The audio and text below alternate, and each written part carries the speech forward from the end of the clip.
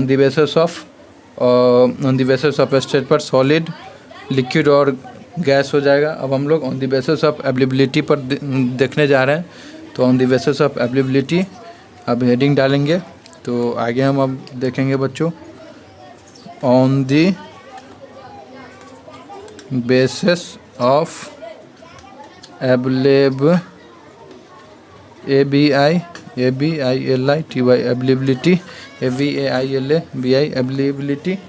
On the basis of availability. इसमें हम लोग on the basis of availability में डालेंगे, जो कि फर्स्ट हो जाएगा on the basis of availability पर रिन्यूअल हो जाएगा। तो इसमें डालेंगे, इसी में आगे लिखते भी चलते बच्चों। तो रिन्यूएबल क्या होता है? तो renewable source of energy, renewable sources of energy is the one which can be used over and over again, जो बार बार यूज हो बच्चों रिन्यूएबल में। जैसे हम लोग विंड एनर्जी बोल सकते हैं, विंड हो गया, सन हो गया, बायोमास हो गया, बायोमास फ्रॉम प्लांट्स,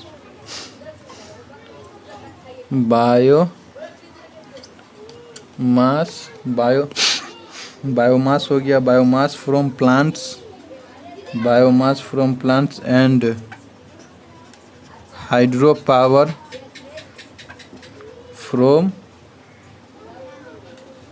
वाटर हो गया, जो हाइड्रो पावर वाटर से मिले, आर ऑल रिन्यूएबल सोर्सेस हो गया, रिन्यूएबल सोर्सेस ऑफ एनर्जी। और आगे हम लोग देखेंगे,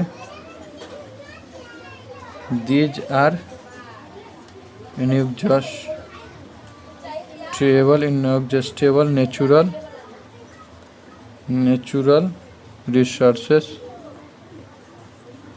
RESOUR रिसोर्सेस। तो ये हो गया रिन्यूएबल में on the basis of availability में रिन्यूएबल। और नॉन, आगे हम लोग बात करेंगे नॉन रिन्यूएबल। तो रिन्यूएबल में और रिन्यूएबल सोर्सेस ऑफ एनर्जी वो होता है in which can be used over and again, जिसमें ये एनर्जी है बच्चों जिसमें बार बार यूज हो, इसमें ख़त्म कभी नहीं हुआ। जैसे विंड हो गया, सन हो गया, wind energy, sun, biomass from plants and hydro power from water and all renewable sources of energy. These are inexhaustible, यानी इनएग्जॉस्ट यानी कभी ख़त्म नहीं होगा। नेचुरल रिसोर्सेस हो गया, ये होगा रिन्यूएबल जो कभी नहीं ख़त्म होगा। और आगे हम लोग देखते हैं non renewable, RENE, non renewable हो गया। तो नॉन रिन्यूएबल में बच्चों, नॉन रिन्यूएबल में देखेंगे तो नॉन रिन्यूएबल में क्या, तो जो एनर्जी इसमें लिखते हैं energy source which gets used up and used up, जो यूज हो जाता है और वो वापस नहीं होता है, बार बार नहीं आता है। कैनोट बी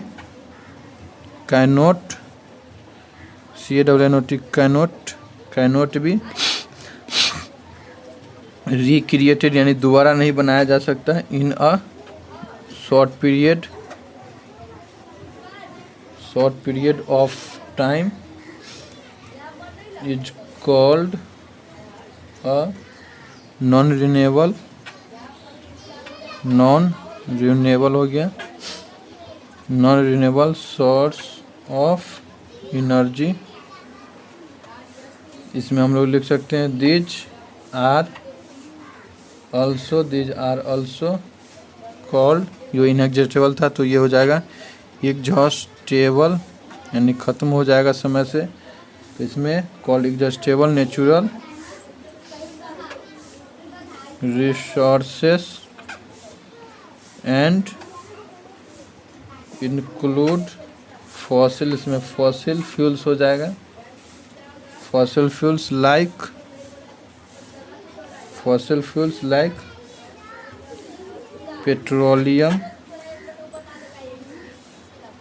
पेट्रोलियम हो जाएगा, नेचुरल गैस हो जाएगा एंड कोल हो जाएगा। तो ये नॉन रिन्यूएबल में एनर्जी सोर्सेस, जो कि एनर्जी सोर्सेस जो गेट्स यूज्ड अप यानी एक बार यूज हो जाएगा उसके बाद used up and cannot be यानी दोबारा नहीं बनाया जाएगा। एक बार अगर यूज हो गया तो दोबारा फिर से नहीं आएगा, जैसे सन और विंड आता है उस तरह से। ये रिक्रिएटेड नहीं होगा, रिक्रिएटेड दोबारा नहीं आएगा। Recreated in a short period of time is called non renewable sources of energy. These are also called exhaustible. इसको हम लोग एग्जॉस्टेबल यानी समाप्त हो जाना नेचुरल सोर्सेज एंड इंक्लूड, ये इंक्लूड करता है, इंक्लूड क्या क्या, जैसे फॉसिल फ्यूल हो गया like petroleum, natural gas and coal, ये सब दोबारा नहीं होता है, ये एग्जॉस्टेबल होता है, एक बार यूज हो गया फिर ये ख़त्म हो गया। यहाँ तक देख लिया on the basis of availability. अब हम लोग फॉसिल फ्यूल देखेंगे, क्योंकि फॉसिल फ्यूल क्या होता है। तो अगला हेडिंग बच्चों डालेंगे फॉसिल फ्यूल्स।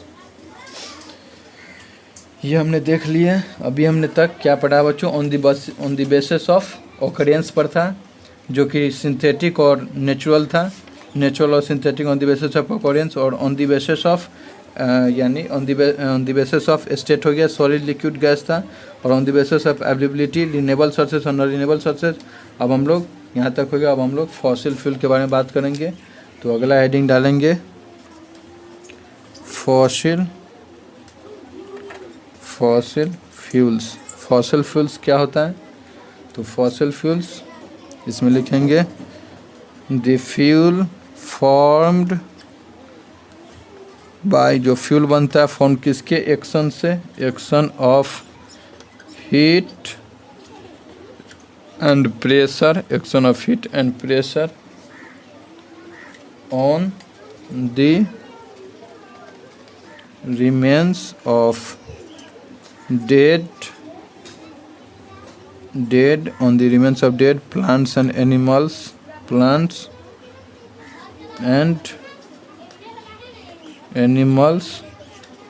उसको हम लोग फॉसिल फ्यूल्स बोलेंगे। जैसे ये हो गया फॉसिल फ्यूल्स हो गया। फॉसिल फ्यूल किसको बोलेंगे, the fuel found by the action of heat and pressure. जो फॉसिल फ्यूल किसको बोलते हैं बच्चों, फॉसिल फ्यूल। तो फॉसिल फ्यूल उसको बोलेंगे जो हीट और प्रेशर के, जो कि एक्शन से, हीट और प्रेशर के एक्शन से जो डेड और प्लांट एनिमल है उसको जो कन्वर्जन होता है, जो जैसे ये बच्चों मान ले ये हमारा प्लांट हो गया, जैसे डेड है, ये ज़मीन के अंदर पड़ा हुआ है ये, और ये जानवर कोई हो गया, जैसे ये बता दे ये जानवर हो गया बच्चों, जैसे ये ज़मीन के अंदर हुआ।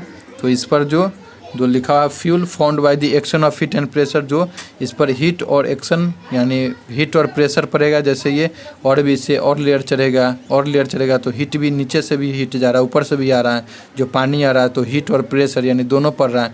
इधर प्रेशर पड़ा बच्चों, और हीट भी ऊपर से पड़ा, हीट भी पड़ रहा है, प्रेशर भी पड़ रहा है। तो जो वो ये हीट और प्रेशर को, जो ये हीट और प्रेशर जो एक्शन है, इसके जो एक्शन से ये चेंज होता है, यानी जो ये प्लांट, डेड प्लांट और एनिमल जो इसको चेंज होता है, जो कन्वर्जन होता है, जैसे पेट्रोलियम में, नेचुरल गैस में या कुछ भी कन्वर्जन, तो उसको हम लोग फॉसिल फ्यूल बोलते हैं। ये हो गया फॉसिल फ्यूल। जो अंदर जो लिखा द फ्यूल फाउंड बाय, जो फ्यूल बनता है किसके, जो कि एक्शन से यानी हीट और प्रेशर के एक्शन से, और जो ऑन दी यानी जो बचा हुआ रहता है अंदर, यानी डेड जो प्लांट और एनिमल रहता है, मरा सला गला जो ज़मीन के अंदर रहता है उसको, और वो सब पड़ा रहता है, और उस पर जो एक्शन पड़ता है बच्चों, हीट और प्रेशर का जो एक्शन पड़ता है, उससे जो कन्वर्जन होता है, जिसमें पेट्रोलियम में बना, कोल बना या कुछ बना, जो नेचुरल गैस बना, तो वो जो बनता है उसको हम लोग फॉसिल फ्यूल बोलते हैं। इसी को फॉसिल फ्यूल्स क्या होता है। तो फॉसिल फ्यूल, फॉसिल यानी जो, और जो अवशेष होता है फॉसिल, वो अवशेष हो गया, और फ्यूल यानी जो फ्यूल बना, तो इसलिए दोनों को मिलाकर फॉसिल फ्यूल बोलते हैं। तो ये फॉसिल फ्यूल हो गया। जो यानी फॉसिल यानी जो अवशेष है, जो सड़ा गला वो उसको, और जो एक्शन यानी हीट और प्रेशर का जो एक्शन पड़ता है सड़ा गला पदार्थ पर, यानी जो प्लांट एनिमल और जो जानवर यानी मरा हुआ है उस पर जो प्रेशर और हीट का एक्शन पड़ता है, और उससे जो कन्वर्जन होता है, यानी जो पेट्रोल बना और या कोल बना, तो उसको फॉसिल फ्यूल बोलते हैं। तो ये हमारा फॉसिल फ्यूल हो गया। और आगे हम लोग अब कोल के बारे में लिखते हैं बच्चों। तो कोल लिखते हैं, फॉसिल फ्यूल ये हमने देख लिया। फॉसिल फ्यूल अब हम लोग कोल लिखते हैं, तो कोल में लिखेंगे, तो कोल में लिखेंगे coal is the one, coal is the one of the, coal is one of the most important minerals, most important minerals and ये अर्लीस्ट जो यूज हुआ था, अर्लीस्ट यूज्ड फॉसिल फ्यूल्स, जो पहले यूज हुआ था वो found, fossil fuel found in upper crust of the earth.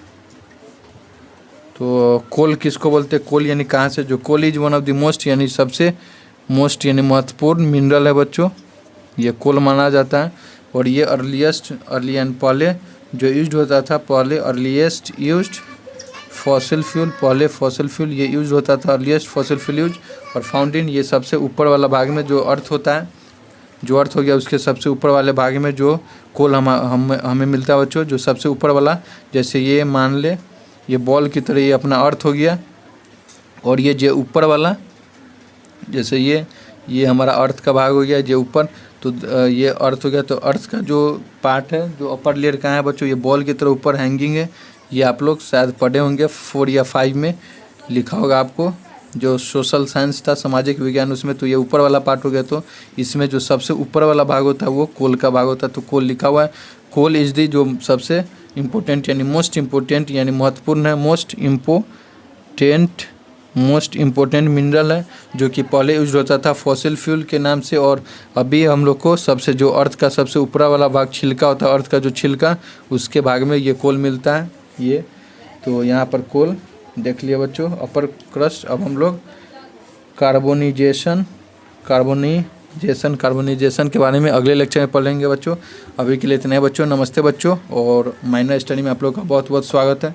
इसी तरह से इसको लाइक, सब्सक्राइब और शेयर करते रहे बच्चों, और अगले लेक्चर में हम लोग कार्बोनाइजेशन के बारे में पढ़ेंगे। तो अभी के लिए इतना है बच्चों, नमस्ते बच्चों। और इसको बच्चों जो बेल आइकन बटन है वो दबाना ना भूले बच्चों। तो अगले लेक्चर में हम लोग फिर कार्बोनाइजेशन से पढ़ेंगे। तो अभी के लिए इतना है बच्चों, नमस्ते बच्चों।